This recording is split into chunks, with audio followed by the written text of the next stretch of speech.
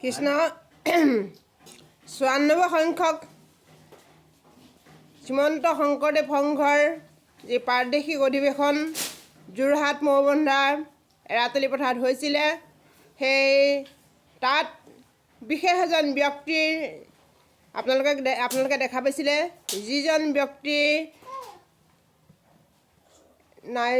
নৃত্য প্ৰদৰ্শন কৰিছিলে। তেখেতৰ যি স্বতঃস্ফূৰ্ত শ্ৰীমন্ত শংকৰদেৱ সংঘৰ প্ৰতি থকা যি ভক্তি, সেই ভক্তি আপোনালোকে দেখি পাইছিলে। তেখেতে গুৰুজনাৰ গীত বাদ্যত যেতিয়া বাজি উঠিছিলে, তেখেতে ৰ'ব নোৱাৰি যি নাচ যি নৃত্য প্ৰদৰ্শন কৰিছিলে, সেই ব্যক্তিজন হৈছে আমাৰ গোলাঘাট জিলাৰ দেৰগাঁও অঞ্চলৰ আপোনালোকৰ পৰিচিত এটা অঞ্চল, বৃহৎ ব্ৰহ্মপুত্ৰ অঞ্চলৰ লেঙেৰা গাঁৱৰ এজন ব্যক্তি। তেখেত আজি আমাৰ গৃহত উপস্থিত হৈছে। এয়া আপোনালোকে দেখিছে, আমাৰ দেউতাৰ সৈতে একেলগে চাহ খাইছে। চাহ খোৱাৰ এটা মুহূৰ্ত আপোনালোকৰ মাজলৈ আগবঢ়াই দিছোঁ। আৰু তেখেতে এয়া হাত ধুবৰ কাৰণে, চাহ খাই উঠি আহি হাত ধুবৰ কাৰণে ৰৈ আছে। আৰু লগতে আমাৰ এয়া দেউতা, আপোনালোকে নিশ্চয় দেখা পাইছে। বাৰু আমি দাইদেউ বুলি মাতো। দাইদেউ, আপোনাৰ এটা বিশেষ ভিডিঅ' ভাইৰেল হৈছে, আপোনাক দেখা পাইছিলোঁ। আপুনি শ্ৰীমন্ত শংকৰদেৱ সংঘৰ যি যোৰহাট মৌবন্ধা এৰাতলি পথাৰত ৯৪ সংখ্যক বাৰ্ষিক অধিৱেশনত নৃত্য প্ৰদৰ্শন কৰিছিলে। আজি আপোনাৰ নৃত্য গোটেই মানুহখিনিয়ে দেখি পাইছে, গোটেই জনসাধাৰণে দেখা পাইছে। আপোনাৰ অনুভৱ কেনেকুৱা? আপোনাৰ নামটো আৰু পৰিচয়টো দি ল'ব। কৃষ্ণ, গোলাঘাট জিলা, আঞ্চলিক হ'ল খুমটাই, উত্তৰাঞ্চলিক খুমটাই সমষ্টি, দেৰগাঁও থানা, নভঙা পোষ্ট অফিচ, গাঁও হ'ল লেঙেৰা গাঁও। আপোনাৰ নামটো কৈ দিব। আমাৰ নাম হ'ল শ্ৰী দেহেশ্বৰ বৰা। আমি লেঙেৰা গাঁৱতে বাসিন্দা গৰু। আপোনাৰ সেইদিনাখন যে আপুনি নৃত্য প্ৰদৰ্শন কৰিছিলে, আপুনি কোনোবাই উঠাই দিছিলে নে আপুনি সেই শ্ৰীমন্ত শংকৰদেৱৰ যি মানে অসমীয়া সমাজলৈ যি অৱদান, তেখেতৰ গীত মাত, সেই তাত আপুনি নিজেই মানে নৃত্য প্ৰদৰ্শন কৰিবলৈ আগবাঢ়ি গৈছিলে? কৃষ্ণগুৰুত মোক কোনেও নিয়া নাই। এজন ভকতে বোলে সভাপতি বাপ বুলি পেলাই মোক উঠাই লৈ গ'ল। তাৰপৰা গুৰুৱে পেলাই চিন্তা কৰি যাব, এইজন সভাপতি নহয়।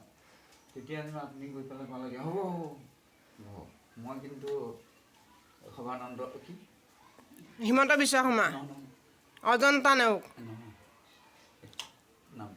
নামটো পাহৰিছে এই মুহূৰ্তত তেখেতে। বাৰু হ'ব, কৈ যাওক। সিদিনাখন যে মৰিছে মহামন্ত্ৰী সোনিয়া গান্ধী ভাই এজন। হ'ব, আপুনি বাকীখিনি কওক। কৃষ্ণ, হয় তেনেধৰণে মানে মোক উঠাই লৈ গৈ আসনভাগ দিওঁতেনে মই নহয়, এই কলিতা ছাৰৰ বুলি পেলাই মোক মাতি নিলে। তাৰপৰা আকৌ কলিতা ছাৰ আহি বহক বুলি পেলাই মোক সন্মান কৰি বহুৱাই তাতে ৰাখিলে। মই চাহ তামোল খাই বহি আছোঁ। তাৰপিছত যেতিয়া নৃত্যৰ দৰ্শন হ'ল, পিছে সেই তাতে গীতৰ মাততে মোৰ মনটো উত্তাল হৈ পেলাই কৃষ্ণ বুলি পেলাই মই প্ৰদৰ্শনলৈ উঠা প্ৰকৃতত সত্য। ঠিক আছে, ভাল লাগিলে।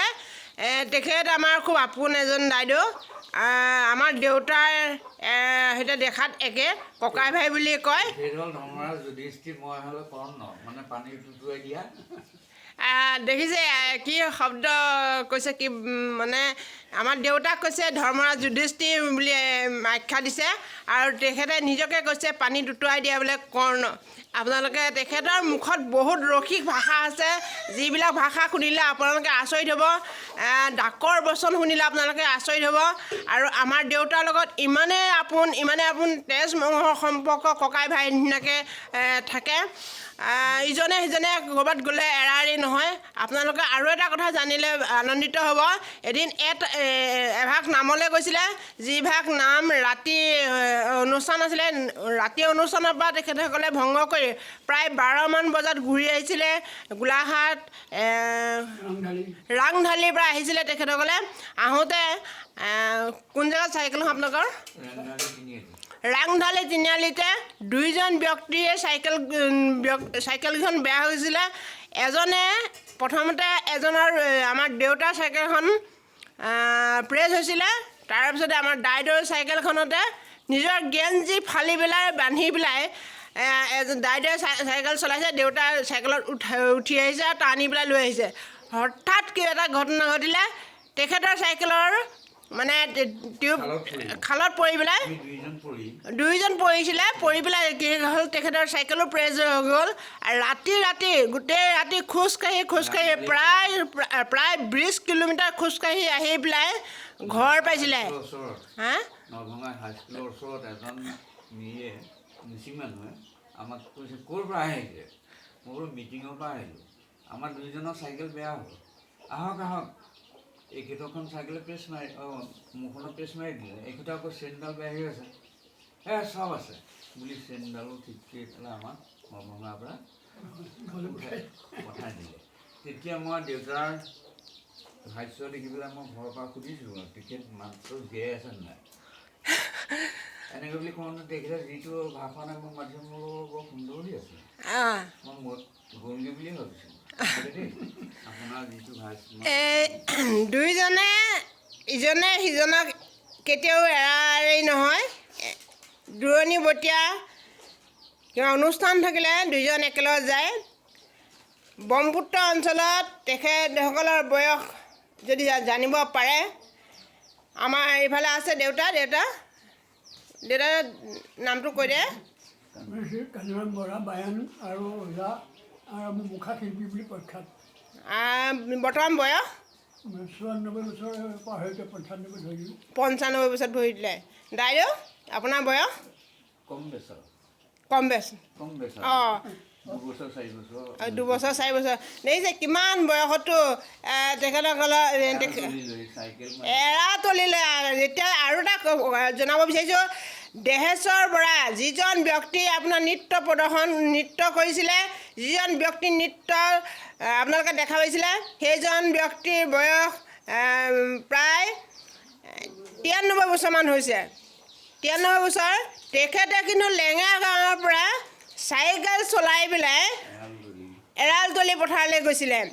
শ্ৰীমন্ত শংকৰদেৱ সংঘৰ প্ৰতি যি আস্থা, যি ভক্তি, সেই ভক্তিৰ কাৰণে তেখেতে নিজে চাইকেল চলাই গৈছে। বাৰু ভাল লাগিলে। আজি পুৱাই আমাৰ ঘৰত তেখেত আহিছে। তেখেতে আমাৰ দেউতাক এসাঁজ ভাত খাবলৈ নিমন্ত্ৰণ কৰিবলৈ আহিছে। একেলগে ভাত এসাঁজ খাব হেনো, সেইকাৰণে ৰাতিপুৱাই আহি পেলাই আমাৰ ঘৰত উপস্থিত হৈছে। গতিকে ধন্যবাদ। আপোনালোকে তেখেতসকলক আশীৰ্বাদ কৰিব যাতে আৰু